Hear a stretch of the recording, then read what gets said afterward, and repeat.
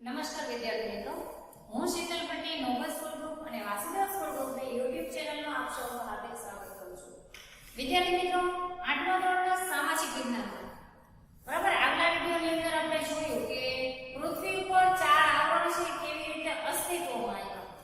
હવે ત્યાંથી આપણે જે 4 આવરણ જોયા બરાબર છે કે મૃદાવરણ, વાતાવરણ, જલાવરણ અને જીવાવરણ. તો એમાં સૌથી પહેલું આવરણ જે છે મૃદાવરણ, એના વિશે આપણે આજે ચર્ચા કરવાની છે. બરાબર, મૃદાવરણ એટલે શું? આપણે આની પહેલા જોઈ ગયા કે પૃથ્વી સપાટી જે છે એની ઉપર જે પૃથ્વી અગનગોળા સ્વરૂપે હતી અને એનો જે ભાગ જે છે એ ઠંડો પડ્યો અને એનો અમુક ભાગ જે ઘન સ્વરૂપે રૂપાંતર થયું, જે કઠણ ભાગ છે જે ઘન સ્વરૂપમાં જે રૂપાંતર થયો એને તો કે મૃદાવરણ તરીકે ઓળખવામાં આવે છે.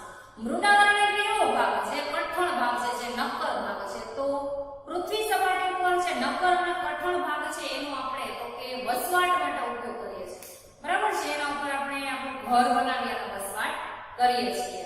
ખેતી માટે પણ આ જમીન છે એ ઉપયોગી ગણી શકાય છે. એટલે આપણે જોઈએ કે મૃદાવરણ. મૃદાવરણ એટલે બે શબ્દનો બનેલો શબ્દ છે મૃદાવરણ. મૃદ વત્તા આવરણ બરાબર મૃદાવરણ. મૃદ એટલે માટી, મૃદ એટલે શું થાય? માટી. અને આવરણ એટલે થડ, થડ એટલે પડ. તો જમીનનું જે સ્તર છે શેનું બનેલું છે? તો કે માટી અને ખડક. ખડક એટલે પથ્થર. આપણે જમીન છે એને ક્યારેક આપણે ખાડો પાડીએ ત્યારે જોઈએ કે મોટા ભાગે જમીનમાંથી આપણને માટી અને જે પથ્થર છે, નાના મોટા આકારના પથ્થરો છે એ અંદર જોવા મળે છે. અને આપણે જે જમીન છે એ પણ અલગ અલગ પ્રકારની જોવા મળે છે. ક્યાંક લાલ જમીન હોય, ક્યાંક રેતાળ જમીન છે, ક્યાંક માટીયાળ જમીન છે, બરાબર, ક્યાંક કાળી અને ગોરાળો ચીકણી જમીન છે. તો આ રીતે જમીન છે એના પણ અલગ અલગ પ્રકાર પાડવામાં આવે છે. પણ જે જમીન વિસ્તાર છે એને આપણે મૃદાવરણ તરીકે ઓળખાવી શકીએ છીએ. તો મૃદાવરણ વિશેની જે વિશેષતા છે, મૃદાવરણ એટલે શું એ આપણે આની અંદર જોવાનું છે. આપણે પૃથ્વીના જે ભાગ પર વસવાટ કરીએ છીએ બરાબર, તે ભાગને આપણે મૃદાવરણ તરીકે ઓળખીએ છીએ. વસવાટ એટલે રહેવું. પૃથ્વીના જે ભાગ ઉપર આપણે વસવાટ કરીએ છીએ, જ્યાં આપણે રહીએ છીએ એને શું કહેવાશે? મૃદાવરણ. બરાબર છે. પ્રશ્ન પૂછે કે મૃદાવરણ એટલે શું?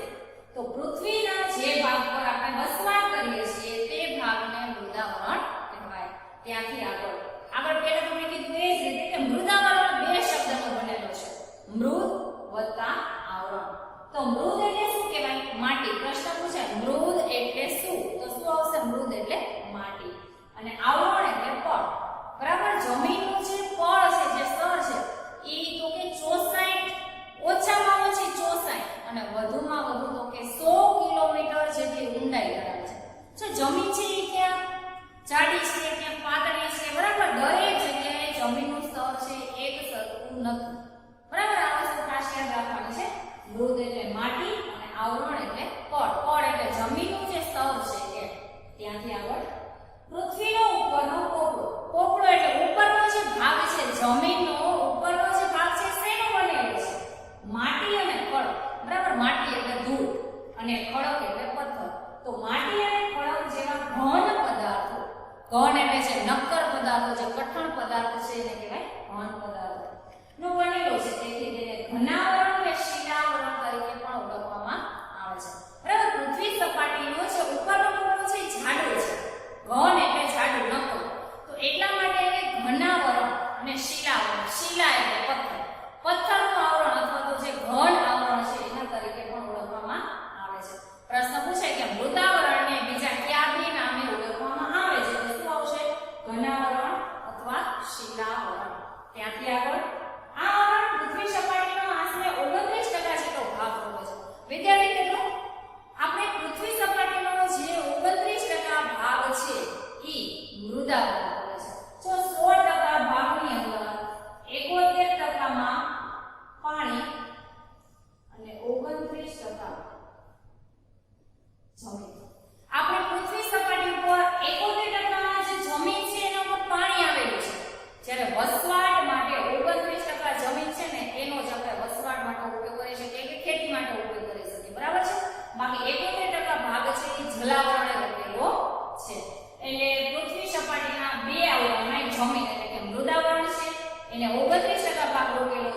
અને જ્યારે જલાવરણ એટલે પાણી છે ને 71% ભાગ રોકેલો છે. પ્રશ્ન પૂછે કે પૃથ્વી સપાટીનો આશરે કેટલા ટકા ભાગ છે એ મૃદાવરણે રોકેલો છે. બરાબર, કેટલા આવશે? 29%. ત્યાંથી આગળ આ પર્વતો આશરે 64 થી 100 કિલોમીટર જેટલી જાડાઈ ધરાવે છે. બરાબર, જાડાઈ એટલે જમીનનું જે કદ છે એની જાડાઈ કેટલી છે? ઓછામાં ઓછી 60 અને વધુમાં વધુ 100 કિલોમીટર છે. 100 કિલોમીટર એટલે અહીંયા રાજકોટથી જૂનાગઢ જઈએ તો 100 કિલોમીટર કહેવાય. બરાબર, તો જે આપણી જમીન છે એની જાડાઈ કેટલી છે? નીચે ઓછામાં ઓછી 64 અને વધુમાં વધુ 100. પ્રશ્ન પૂછે કે પૃથ્વીના પોપડાની જાડાઈ કેટલી છે? તો 64 થી 100. તે બધે એક સરખી જાડાઈ ધરાવતો નથી. બરાબર, દરેક જગ્યાએ જાડો હોય એવું નથી. ક્યાંક 64 હોય, બરાબર, ક્યાંક એનાથી જાડો હોય, 96 હોય, 100 હોય. એટલે એનું જે ટાર્ગેટ આપણને આપ્યો છે કે ઓછામાં ઓછું 64 કિલોમીટર અને વધુમાં વધુ 100 કિલોમીટર જેટલી જાડાઈ ધરાવે છે. વળી અંદર કે બહાર એક સરખો આકાર પણ ધરાવતો નથી. બધી જગ્યાએ એક સરખી જાડાઈ પણ નથી અને એક સરખો આકાર પણ નથી. ક્યાંય આપણે એવું નથી જોયું કે અહીંયા સપાટ જમીન છે, ક્યાંક રેતાળ હોય, બરાબર, ક્યાંક ઊંચા પર્વતો, ઊંચા આપણે ઉચ્ચ પ્રદેશો છે કહીએ છીએ. એટલે દરેક જગ્યાએ જમીન છે એનો આકાર પણ અલગ અલગ. મોટા પર્વત છે તો મોટા ભાગે આ રીતે પર્વત હોય છે. એટલે પર્વતો છે એ પણ આપણને અલગ અલગ જોવા મળે છે. ક્યાં તો કે ઊંચા પર્વતો હોય છે, ક્યાં નીચા પર્વતો હોય છે. બરાબર છે, આ રીતે જમીન છે એ એક સરખી જાડાઈ અથવા તો આકાર છે એ ધરાવતો નથી.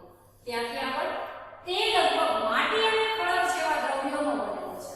બરાબર, જમીનની જે જાડાઈ અને કદ છે એનો આકાર છે, બધી વસ્તુ છે એ પણ માટી અને ખડક. માટી એટલે આગળ આપણે શું કહીએ ધૂળ અને ખડક એટલે પથ્થર જેવા દ્રવ્યો. બરાબર, દ્રવ્ય એટલે પદાર્થ. તો માટી અને પથ્થર જેવા દ્રવ્યોનો બનેલો છે. ત્યાંથી આગળ હવે મૃદાવરણ પર પ્રશ્ન એમ પૂછે કે મૃદાવરણ ઉપર શું આવેલું છે? બરાબર, તો મૃદાવરણ ઉપર તો કે નાના મોટા પર્વતો, ઉચ્ચ પ્રદેશો, મેદાનો વગેરે આવેલા છે. બરાબર, નાના મોટા પર્વતો જેમ કે આપણે ગિરનારનો પર્વત છે. બરાબર, જો કે ગિરનાર છે એ આપણે ડુંગર કહેવાય છે, પર્વત છે નહીં. હિમાલય તો કે પર્વત કહેવાય. બરાબર, તો નાના મોટા ડુંગર, પર્વતો, ઉચ્ચ પ્રદેશો. બરાબર છે, ઊંચાઈ ઉપર જે આપણે પ્રદેશો હોય જે વસવાટોના, ઉદાહરણ તરીકે આપણે હિમાલયનો જે ઉચ્ચ પ્રદેશ છે એ, ત્યાર પછી જે મેદાનો, જે સપાટ મેદાનો છે જેના ઉપર આપણે ખેતી કરીએ છીએ. બરાબર, જે આપણે વસવાટ માટે તો કે મકાન બનાવીએ છીએ. તો આ બધા જે છે ક્યાં આવેલા છે? મૃદાવરણ પર. ત્યાંથી આગળ પૃથ્વી સપાટીથી શરૂ કરીને આપણે જેમ જેમ ઊંડે જતા જઈએ તેમ તાપમાનમાં વધારો થતો રહે છે. પૃથ્વી સપાટી એટલે જે જગ્યાએ આપણે વસવાટ કરીએ છીએ, જેનું સ્તર છે એ, ત્યાંથી ઊંડે જતા જઈએ. બરાબર, જેમ જેમ ઊંડે જાય છે એમનો તાપમાન છે શું થાય છે? વધારો થાય છે. પ્રશ્ન આ પૂછાય છે કે પૃથ્વી સપાટીથી જેમ જેમ ઊંડે જતા જાય તેમ તાપમાનમાં શું થાય છે? તો વધારો થતો જોવા મળે છે. આગળ પૃથ્વી પરના પેટાળ, જો કે પૃથ્વીનું પેટાળ, આ બધું શું હતું? અત્યારે આપણે જોયું પૃથ્વી સપાટીની ઉપરનો જે ભાગ છે. બરાબર, હવે પૃથ્વીના પેટાળ એટલે જમીનની અંદર પૃથ્વી પરના પેટાળમાં રહેલા ખડકમાં પીગળેલા રસને મેઘમા એટલે ભૂરસ કહે છે. પૃથ્વી સપાટીની જે અંદરનો ભાગ છે અને એની અંદર જે ખડક એટલે પથ્થર. બરાબર, ગરમી જેમ આપણે પૃથ્વી સપાટી ઉપર છે એ રીતે પણ એટલી જ ગરમી પૃથ્વી સપાટીની અંદર પણ છે. તો અહીંયા જે ગરમી છે એના લીધે અંદરના જે ખડક એટલે પથ્થર છે એ ઓગળે છે, પીગળે છે અને એના લીધે એનો જે રસ બને છે એને કહેવાય મેઘમા અથવા તો ભૂરસ. ભૂ એટલે જમીન, જમીનની અંદર જે જોવા મળતો જે રસ છે એને કહેવાય મેઘમા. ફરી પાછો પ્રશ્ન પૂછાય મેઘમા એટલે શું?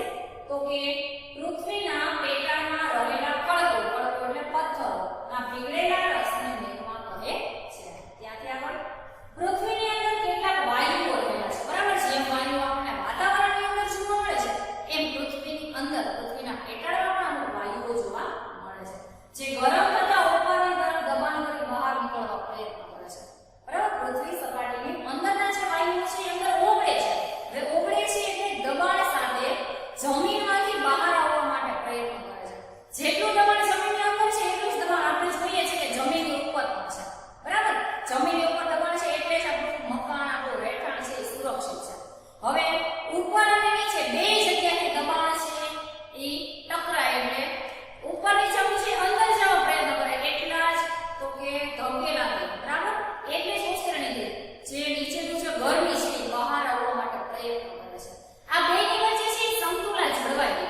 જેમ ગરમીની અંદરનું જે તાપમાન છે બહાર નીકળવા પ્રયત્ન કરે છે, બહારનું જે તાપમાન છે ઈ તો કે અંદરના તાપમાન સાથે સંતુલિત જળવાયેલું હોય છે. એટલા માટે જ આપણી પૃથ્વી છે એનો પોપડો એનો સ્તર છે એ ફાટતો નથી. જ્યારે આ સંતુલતા જળવાતી નથી, બરાબર છે, જેમ પ્રચંડ ધડાકા સાથે એટલે કે જે મેઘમાં છે એ પૃથ્વીની અંદર જ્યારે સમાતો નથી અને ગરમીનું દબાણ છે એ વધતું જાય છે ત્યારે બહાર નીકળવા પ્રયત્ન કરે અને જ્યારે ઉપર આપણે જમીન ઉપરનું સંતુલન નથી જળવાતું ત્યારે પ્રચંડ ધડાકા સાથે બરાબર જ્વાળામુખી વિસ્ફોટ થાય છે. અને આપણે જોઈએ છીએ કે જમીનમાંથી જે લાવા છે એ બહાર નીકળે છે અને એના લીધે તો જ્વાળામુખી વિસ્ફોટ થાય છે. જોઈએ આપણે જે ગરમ થતા ઉપરની તરફ દબાણ કરી બહાર નીકળવા પ્રયત્ન કરે છે, પરંતુ ઉપર રહેલા ખડકોનું પણ એટલું જ વધારે દબાણ હોય છે, બરાબર. જેટલું દબાણ જમીનની અંદરથી છે એટલું જ દબાણ ઉપર રહેલા જે ખડકો ઉપરના જે પથ્થરો છે એનું પણ હોય છે. આગળ પરંતુ ઉપર રહેલા ખડકોનું પણ એટલું જ વધારે દબાણ હોય છે. આમ જો આ પ્રશ્ન પૂછાય છે, આમ ગરમી અને દબાણ જેવા બળો એકબીજાને સંતુલિત રાખવામાં મદદરૂપ થાય છે.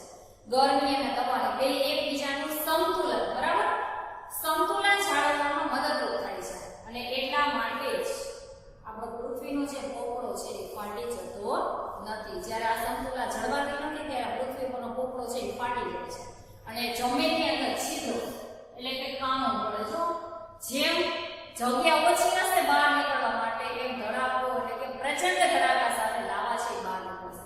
જો ફાટો આમ વધારે